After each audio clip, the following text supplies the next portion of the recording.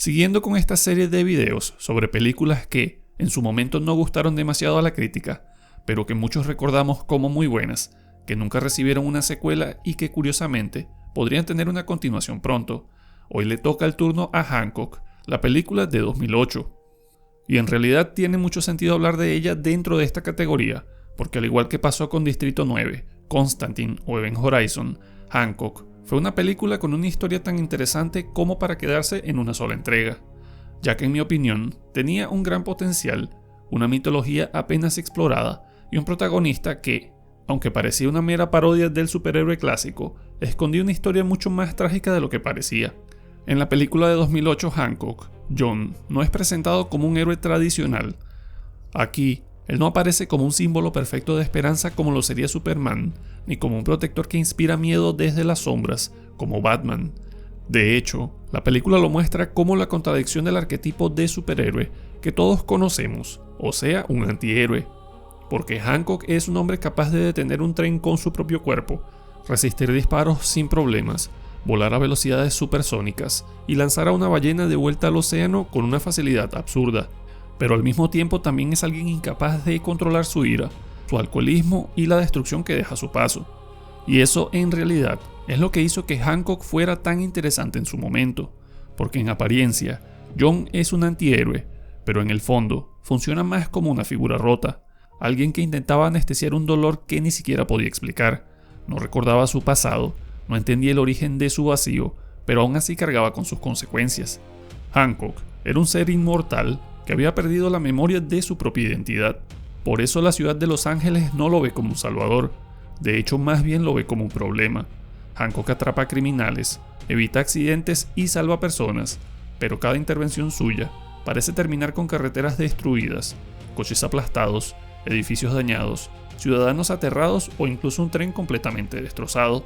Y claro, no es que no quiera ayudar, el problema es que ayuda como alguien que ya no entiende del todo el valor de las cosas pequeñas, ni el peso real de las consecuencias. Para un ser que puede resistir cualquier impacto, una calle rota, un coche destruido o una vía partida en dos pueden parecer detalles insignificantes, pero para los humanos que viven alrededor de él son daños reales, pérdidas reales y peligros reales. Y esto, en cierto modo, es algo que muchos escritores y espectadores suelen pasar por alto en historias de superhéroes. Ese es básicamente el primer gran conflicto de este personaje. Hancock tiene el poder de un dios, pero no tiene la paciencia, la disciplina ni la conexión emocional necesaria para vivir entre humanos. Su fuerza es inmensa, pero su identidad está perdida. Todo lo que él conoce sobre su propia vida empieza con una cama de hospital. Según lo que le contaron, despertó después de haber sido atacado en un callejón. Había intentado proteger a alguien y por ello recibió un golpe brutal en la cabeza. Su cráneo quedó fracturado y perdió la memoria por completo.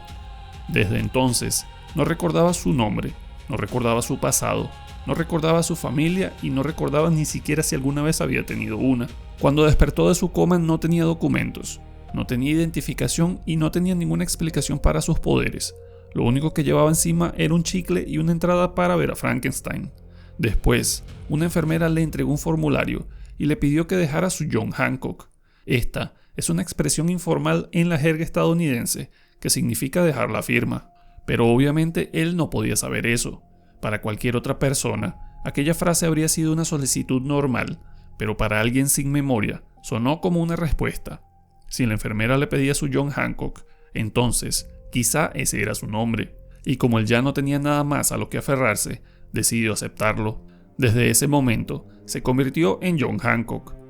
Y esa escena en realidad resume muy bien la tragedia del personaje, porque básicamente su vida moderna empieza con una firma en blanco, un cuerpo inmortal sin historia, un hombre que, hasta donde la película nos permite entender, como mínimo ha vivido durante miles de años, pero que aún así solo puede recordar las últimas décadas de su vida incompleta. La fecha exacta de ese accidente no es del todo clara. Algunos datos externos sitúan el ataque en 1928, durante una etapa en la que Hancock y Mary vivían en Miami. Y Mary, por cierto, no era una mujer cualquiera. Aunque al principio la película la presenta como la esposa de Ray Embry, más adelante se revela que en realidad fue la antigua pareja de Hancock, una mujer ligada a él desde hace miles de años y una de las claves para entender su verdadero origen. Sin embargo, La propia película sugiere otra posibilidad. La entrada de Frankenstein, el cine asociado a esa proyección y la referencia a Boris Karloff apuntan con más fuerza al año 1931, el año de la versión clásica de la película, y esto, de alguna manera, encaja mejor con los detalles visuales que aparecen en la historia y con la idea de que Hancock llevaba aproximadamente un siglo separado de Mary. Pero en realidad, más allá del año exacto, lo verdaderamente importante es lo que ocurrió después. Hancock perdió la memoria y Mary lo abandonó, pero no porque dejara de amarlo, no porque quisiera castigarlo y tampoco porque él hubiera dejado de importarle. De hecho, Mary se fue porque sabía que quedarse a su lado podía matarlos a los dos. Y básicamente es justo ahí donde la historia deja de ser una simple película de superhéroes y empieza a revelar algo mucho más trágico. Porque si lo pensamos bien, lo que parecía la historia de un héroe borracho y destructivo termina siendo el relato de dos seres creados para encontrarse, pero condenados a destruirse si permanecían juntos. Y es que Hancock y Mary no son humanos comunes con superpoderes. La película sugiere que pertenecen a una especie antigua e inmortal, una raza que durante milenios fue interpretada por distintas civilizaciones como algo divino. En otras épocas pudieron haber sido llamados dioses, ángeles, espíritus, santos o protectores. En el mundo moderno, simplemente los llamarían superhéroes. Pero esa palabra, honestamente, se queda corta. Mary explica que fueron creados en parejas, lo que significa que cada uno tenía una contraparte, un igual, un opuesto o una mitad destinada a encontrarlo. En el caso de Hancock, esa mitad era Mary. Y esa regla convierte su relación en algo mucho más profundo que un simple romance. Hancock y Mary no solo se amaban, estaban ligados por la naturaleza misma de su especie. No importaba cuánto tiempo pasara, ni cuántas veces intentaran separarse, ni cuántos nombres adoptaran en diferentes épocas. Algo siempre los arrastraba de vuelta el uno hacia el otro. Pero esa conexión tenía un gran precio. Cuando dos seres de su especie permanecían juntos demasiado tiempo, dejaban de ser completamente inmortales, sus poderes empezaban a disminuir, su resistencia se debilitaba, su curación se hacía más lenta, la vulnerabilidad desaparecía poco a poco, y finalmente podían morir como cualquier ser humano. Por eso Mary dice que así desaparecieron los demás. Las parejas se encontraron, se amaron, se volvieron mortales y murieron. La unión que les daba sentido, también, era irónicamente la causa de su final. Y Hancock y Mary sobrevivieron porque se separaron. Esa idea cambia por completo la forma en que se entiende la película, porque la debilidad de Hancock no es un mineral extraño, ni una enfermedad, ni una tecnología capaz de dañarlo. Su verdadera debilidad es la cercanía con la persona que más lo conecta con su pasado. El amor, en su caso, no funciona como una salvación, sino como una condena para ambos. Mary recuerda varios momentos de su vida juntos. En una época antigua, cerca del año 4 a.C., Hancock la salvó de unos atacantes armados con espadas. Siglos más tarde, en el siglo XIX, otra agresión terminó con su casa envuelta en llamas, y Hancock volvió a salvarla sacándola del fuego. Cada una de esas escenas revela el mismo patrón. Cuando Mary estaba en peligro, Hancock la protegía, pero al estar cerca de ella, su cuerpo dejaba de ser invulnerable. Por eso vemos cicatrices en su cuerpo. Es así que cuando Hancock pierde la memoria, Mary ve una oportunidad dolorosa, y se da cuenta de que si él ya no la recuerda, puede alejarse sin que la siga, puede permitirle vivir, salvándolo de una unión que tarde o temprano lo mataría. Desde su punto de vista, abandonarlo fue un sacrificio necesario para salvar a quien amaba, pero desde el punto de vista de Hancock, aunque no pudiera entenderlo, fue el inicio de una soledad que duró casi 100 años, y esa soledad explica mucho de su estado al comienzo de la película. Hancock no es simplemente irresponsable, está perdido, ha vivido demasiado tiempo sin saber quién es, no tiene raíces, no tiene recuerdos completos, no tiene una misión clara y no entiende por qué el mundo le parece tan pequeño. Su alcoholismo funciona como una forma de anestesia, pero esto lo vuelve peligroso. Cuando Hancock está borracho, sus poderes siguen intactos, pero su juicio se deteriora, y eso es lo que lo convierte en una amenaza pública. Si un humano ebrio ya puede causar problemas, un inmortal ebrio podría destruir una ciudad sin querer, o reaccionar con violencia ante un insulto. Porque como ya dije antes, Hancock posee una fuerza sobrehumana extrema. Puede lanzar a una ballena adulta de regreso al océano sin esforzarse realmente. Puede levantar vehículos, arrojarlos y manipular metal con sus uñas y moverse a gran velocidad. Una de sus hazañas más claras ocurre cuando detiene un tren de carga, colocándose frente a él y no parece sufrir ningún daño real. Simplemente se planta en la vía y su cuerpo resiste el impacto. Esa escena revela la magnitud de dos poderes al mismo tiempo, fuerza e invulnerabilidad, porque Hancock no solo puede ejercer fuerza, también puede recibirla. Su cuerpo soporta impactos que deberían pulverizarlo. Las balas no lo dañan cuando está en plena posesión de sus poderes. Las explosiones tampoco parecen afectarlo, ni las caídas desde grandes alturas. Puede atravesar edificios, chocar contra el suelo o recibir golpes capaces de destruir casas enteras sin sufrir consecuencias permanentes. Cada una de estas habilidades parece exagerada por separado, pero juntas construyen algo más importante. Hancock no está pensado para ser un simple vigilante urbano, está diseñado como una fuerza de la naturaleza, un ser que en condiciones normales no necesita esquivar el daño, porque simplemente no está hecho para ser afectado. Y nuevamente, como mencioné antes, su invulnerabilidad no es absoluta en todas las circunstancias. Cuando pasa demasiado tiempo cerca de Mary, comienza a perderla. Por eso pudo ser herido durante el robo en la licorería. Por eso las balas empiezan a representar una amenaza. Por eso en el hospital, tanto él como Mary quedan expuestos a una muerte real. Aún así, incluso debilitado, conserva un nivel físico superior al humano. Podemos ver que él puede seguir peleando, resistiendo y causando daño, pero ya no es intocable. Esa transición es importante porque muestra que la mortalidad no llega de golpe, sus poderes se apagan de forma progresiva. Otro de sus poderes centrales es la curación acelerada. Cuando está lejos de Mary, sus heridas se cierran con rapidez, su cuerpo se restaura y su inmortalidad vuelve a activarse. Esto explica por qué los médicos se sorprenden después de ver su lesión en la cabeza, aunque no puede curar su amnesia. La película incluso sugiere que su capacidad de vuelo no se limita a la atmósfera terrestre. Al final, Hancock llega hasta la Luna y graba allí el símbolo de la campaña de Rey. Eso implica que puede abandonar la Tierra, sobrevivir en el espacio y recorrer distancias astronómicas. Esto da a entender que no necesita oxígeno de la misma forma que un humano, y tampoco parece afectado por el vacío o la radiación del espacio. Además de volar, también puede saltar distancias enormes. Aunque esta habilidad aparece menos que su vuelo, refuerza la idea de que todo su cuerpo está construido para generar una fuerza física descomunal. Su velocidad también es sobrehumana, no solo se mueve rápido al volar, sino que reacciona y combate a un ritmo inigualable. En situaciones de peligro, puede aparecer en segundos, cruzar grandes distancias y neutralizar amenazas antes de que otros puedan reaccionar. A esto se suma su longevidad. Hancock no envejece de forma normal, ha vivido más de 3000 años y mantiene una apariencia joven. Mary comparte esta misma cualidad y ambos han vivido a través de civilizaciones completas, imperios, guerras, religiones y cambios históricos, pero sus cuerpos permanecen casi iguales. Hancock también parece tener una conexión con fenómenos atmosféricos y eléctricos. En la película, está visualmente asociado con la energía y el cielo. Mary, por su parte, manifiesta el control climático de forma más clara. Durante su pelea, genera vientos violentos, tormentas y fuerzas parecidas a tornados. Algunas interpretaciones extienden también a Mary la capacidad de manipular relámpagos, pero en pantalla su poder se expresa sobre todo a través de la atmósfera, el viento y la alteración del clima. Pero incluso antes de la gran revelación, la película deja pistas. Cuando Hancock está cerca de Mary en la casa de Rey, la temperatura sube y Rey pregunta si alguien encendió la calefacción.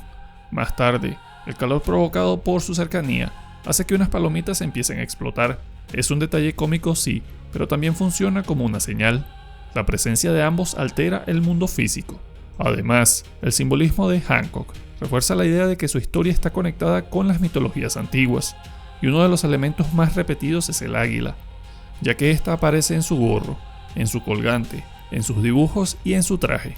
Al final de la película, un águila real se posa junto a él, como si fuera una señal de su identidad recuperada, o un eco de algo que alguna vez fue. Por eso este símbolo ha llevado a muchos a interpretarlo como una posible versión del dios Zeus, y aunque la película nunca lo confirma de forma directa, la conexión es bastante sugerente. Zeus está asociado con el rayo, el cielo, el poder supremo y el águila como animal sagrado. Hancock también está vinculado a todo eso y lo acompaña de forma constante. Si los seres de su especie inspiraron mitos humanos, entonces es posible que en la antigua Grecia Hancock haya sido recordado como Zeus, o al menos como una figura que terminó mezclándose con ese mito. Mary, en esa misma lectura, podría haber sido interpretada como Hera, no porque la película lo confirme de forma literal, sino porque varios elementos encajan. Hera era la esposa de Zeus, una figura relacionada con el matrimonio, la unión, la realeza y la estructura familiar. Mary está definida precisamente por su conexión con el vínculo, la pareja, el destino y la protección de una familia humana. Sus anillos, joyas y símbolos de unión pueden leerse como detalles visuales que refuerzan esa asociación. Pero Grecia no sería la única cultura que pudo haberlos recordado. Si Hancock vivió durante miles de años, distintas civilizaciones pudieron darles distintos nombres. Sus dibujos parecen apuntar a esa dirección, porque no muestran una sola identidad, sino fragmentos dispersos de muchas. El ojo que aparece en algunos bocetos puede interpretarse como una referencia a la mirada divina, al ojo que todo lo ve o a una memoria espiritual que observa incluso cuando la mente consciente ha olvidado. El caballo puede conectar con tradiciones antiguas relacionadas con fuerza, sacrificio, movimiento o incluso cultos persas, como el de Mitra. La figura rodeada de luz también puede sugerir una asociación con deidades solares o seres radiantes como Horus o Ra. Eso tendría sentido porque la pirámide abre la posibilidad de una conexión con Egipto. La película no confirma que Hancock haya construido las pirámides, pero dentro de esta lectura mitológica, la idea funciona como una posibilidad simbólica. Si seres como él caminaron entre humanos, no sería extraño que las civilizaciones antiguas atribuyeran ciertas grandes obras a dioses, héroes o criaturas celestiales. Para un humano antiguo, ver a un ser volador levantar piedras gigantescas habría sido suficiente para convertirlo en deidad, pero entre todos sus dibujos, hay uno mucho más importante que los demás: el niño. Hancock no dibuja repetidamente a Mary, dibuja una figura infantil tomada de su mano. Esa imagen cambia la interpretación de todo su pasado, porque sugiere que su memoria perdida no es solo la historia de una persona olvidada, sino también la de un hijo o hija que formó parte de su vida antes del accidente. Ese detalle conecta con los planes que existieron para una secuela. En las ideas desarrolladas después del estreno, se hablaba de una joven con poderes similares a los de Hancock y Mary.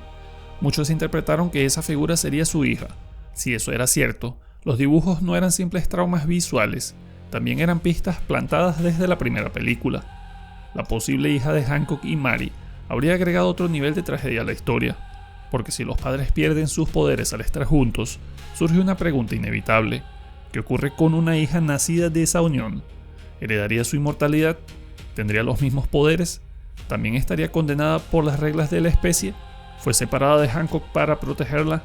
¿Mary se marchó no solo para protegerlo a él, sino también para evitar la muerte de la niña? Todas esas preguntas nunca tuvieron respuestas, pero algunas versiones no producidas apuntaban precisamente a esa dirección. Mary habría abandonado a Hancock y a su hija porque no quería que la niña muriera. Si esto era cierto, la secuela habría transformado la historia en un drama familiar, no solo en una expansión de poderes y mitología. Hancock tendría que enfrentarse no solo a su origen, sino a la posibilidad de haber sido padre y haberlo olvidado. También existieron otras ideas más grandes para la continuación. Una de ellas habría llevado la historia hacia los llamados jinetes del apocalipsis. En esa versión, seres como Hancock fueron enviados a la Tierra por un creador para proteger a la humanidad. Originalmente habrían existido 12, 6 hermanos y 6 hermanas, creados en parejas y recordados por culturas humanas como titanes, dioses o ángeles. Con el paso del tiempo, la humanidad habría dejado de necesitarlos o de reconocerlos. Las parejas se habrían reunido, perdido su inmortalidad y muerto. Solo Hancock y Mary habrían sobrevivido, pero 4 de aquellos seres no habrían aceptado la misión original. Desilusionados con la humanidad, se habrían ocultado durante siglos hasta regresar como una amenaza apocalíptica. La conexión con los 4 jinetes habría convertido la historia de Hancock en algo mucho más grande. Ya no sería solo la redención de un héroe alcohólico, sino el enfrentamiento entre los últimos guardianes de la humanidad y otros inmortales que decidieron jugar al mundo. La primera película trataba sobre aprender a ser responsable. La secuela pudo haber tratado sobre recordar por qué fue creado. Sin embargo, esa continuación nunca llegó a realizarse. Hubo rumores, cambios de guión, problemas de agenda, posibles diferencias económicas y un mercado de superhéroes que cambió radicalmente después del crecimiento de Marvel y DC. Por eso Hancock quedó archivada como una película con una gran mitología pero incompleta. Aún así, su final funciona porque muestra crecimiento personal, ya que después del ataque en el hospital, Hancock entiende que no puede quedarse con Mary. Si permanece cerca, ambos pueden morir. Si se aleja, los dos pueden sanar. Y por primera vez en toda la película, lo vemos tomando una decisión madura. Ya sin actuar por rabia ni por deseo, ni por impulso, actúa por sacrificio. Mary puede continuar su vida con Ray. Hancock se marcha y sigue su camino como superhéroe, incluso llegando a operar en Nueva York. Ese traslado simboliza una nueva etapa para él. Ya no es simplemente el borracho odiado por la gente de Los Ángeles. Ahora intenta convertirse en algo más parecido a un símbolo. No perfecto, pero sí consciente. No completamente sano, pero sí mejor. Y esa es, al final, la esencia de Hancock. Y con esto, llegamos al final de este video. Espero que te haya gustado. Y si es así, recuerda darme un like, suscribirte si aún no lo has hecho, y activar la campanita de notificaciones para estar al tanto de mis nuevos videos. Además, quiero dar una mención especial a los miembros del canal, quienes hacen posible que sigamos explorando este tipo de historias tan perturbadoras e interesantes. Gracias por su apoyo constante. Y si tú también quieres apoyar el canal y acceder al contenido exclusivo y videos antes que nadie y otras ventajas, te invito a hacerte miembro. Solo tienes que darle clic al botón que dice unirse debajo del video. Nos vemos en el próximo. Hey, aún no te vayas. Si te gustó mi video, me gustaría recomendarte este video, o este otro video que está muy interesante.